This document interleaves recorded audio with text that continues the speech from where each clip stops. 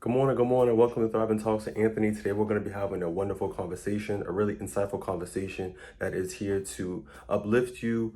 So let's just tune in.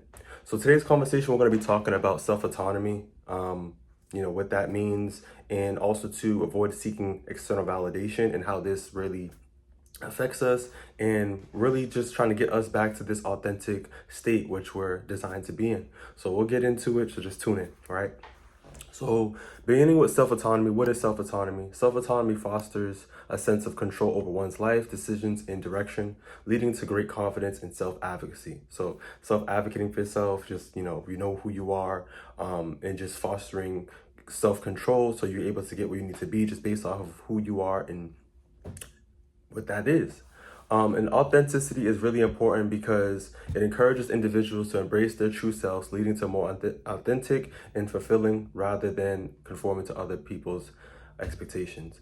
I really want to have this insightful conversation because I find that growing up and just seeing the youth and seeing other people, how they live in their life, I really want people to be more of themselves. I think that we're all designed differently. And I think that when we start to embrace ourselves and take our differences into account, it really makes us special than having us all be the same as if that were some robots. So I really want us to have this conversation and really just understand the impact of, why we were made the way we were made, and promoting positive mental health that's able to help us continue to be our great selves or move towards our greatness, right? So the improved of working on your self-autonomy, working on yourself and working on your authenticity helps us,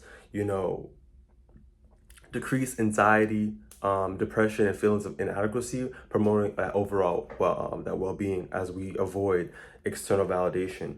When it comes to external validation, I'm talking about basically trying to conform ourselves into being something that we're not, or trying to put on a facade to be the cool girl or cool guy or whatever it may be that you're trying to do to fit into something that may not be for you.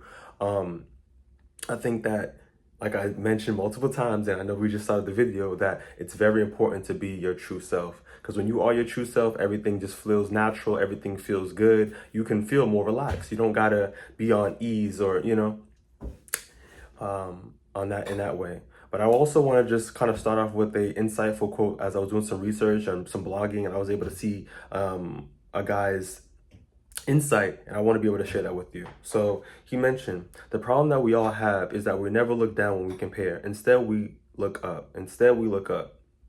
Someone more successful, better looking, or has more blessings, we get fixated on it, and it separates us from what God wants. No one ever looks at the homeless guy living under the bridge and wants to compare their life to his. Because if you do, you will see the blessings that God has given you. Much easier to be jealous when looking up. My advice to everyone is to be humble because you were created by ashes and your ashes will return. So on a spiritual aspect, that is very true. I think that we're always comparing ourselves to be, you know, better, or even when someone is in a better position, we just envy them, we hate them. But I really want people to understand is, like, before we start idolizing people for what they have and their wealth and their different, success, or in other words, their blessings, I think that we should look at the individual behind the blessings, what it took them to get there, right? And really looking at their authentic character to really see, like, what, get some more insight, do some more research. Because I think it's really easy for us to just look at what people have, but not looking at people's character. And like I said, the authenticity behind it. And as he just mentioned, it's easy for us to look at these people that's on the head, on top of the mountain, than looking at someone that maybe have little, because we obviously know that we have more than that person. But we need to really look at what we have, be accountable for our blessings, and just really try to marinate and have that gratitude and just being more self-accountable for ourselves, to have better control over our well-being and our wellness. So making better decisions, self-autonomy leads to clearer, more informed decisions making based on our personal values rather than external pressures. So as we look at ourselves, and we're, moving with the positive mindset, and we really start to understand our values and our belief systems, things will start to make more sense to us when you start to look at your values and to look at someone else's values and then just move within someone else's means. I also want to talk about the insightfulness of cultural competence, and I use this a lot because obviously as a rising therapist, this is really important as you're dealing with clients, dealing with people.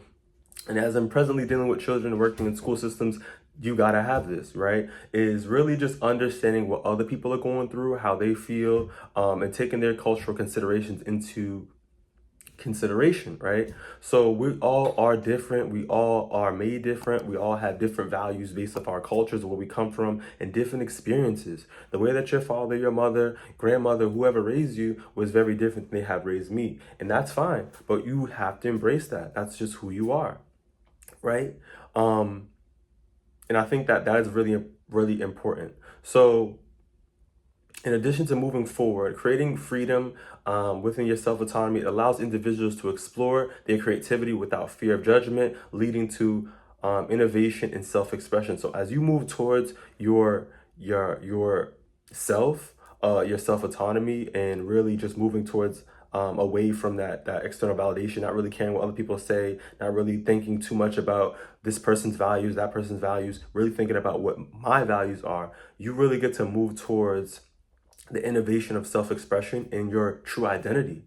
I think that, like I said in the beginning of the video, when it comes to media, there's a lot of things going on right now in our world or around your environment, wherever you're from. And I think that it's very important for us to, do a little self-isolation, do a little self-care, and do this internal work. I'll say it again, internal work for ourselves, so we're able to have more understanding within ourselves and our authenticity.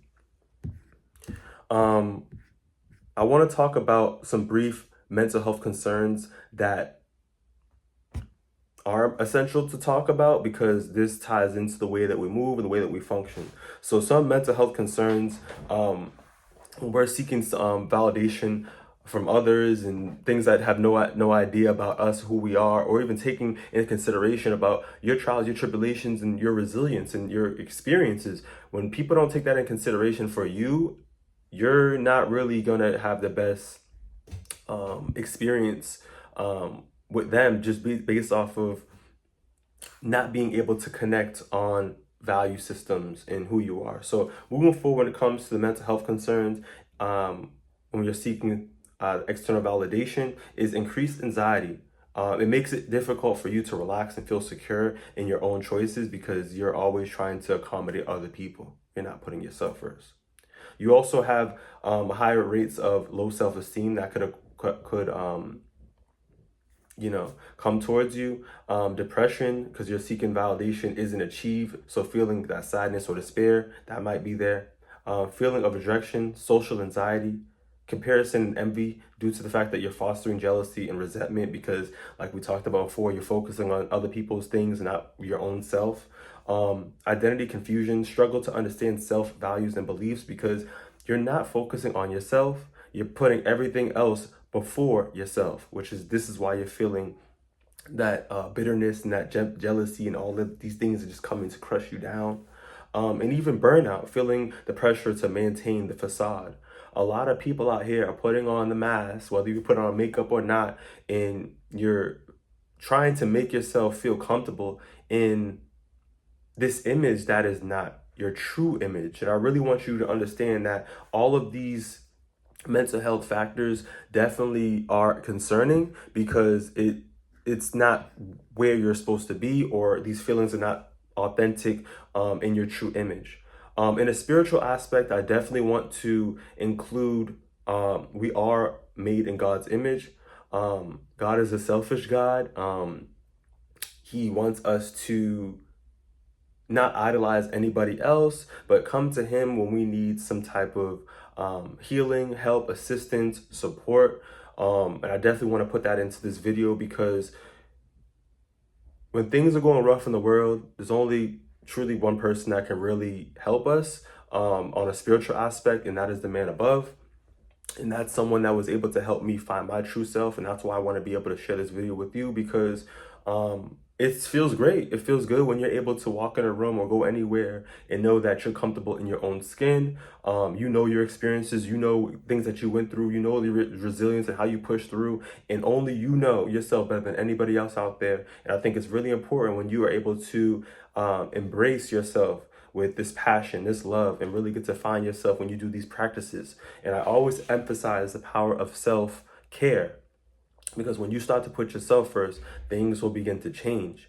And when you kind of reduce too much of the external validation and the media and those things, and you're able to be more self-aware, things will be more smoother for you.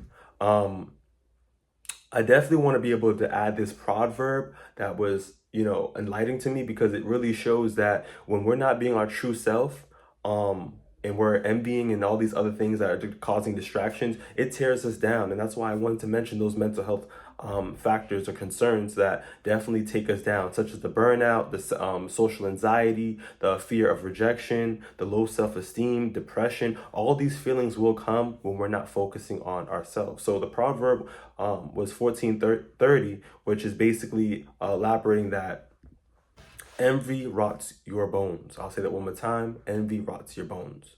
So the full proverb: a tranquil heart will give life to the flesh, but envy makes the bones rot.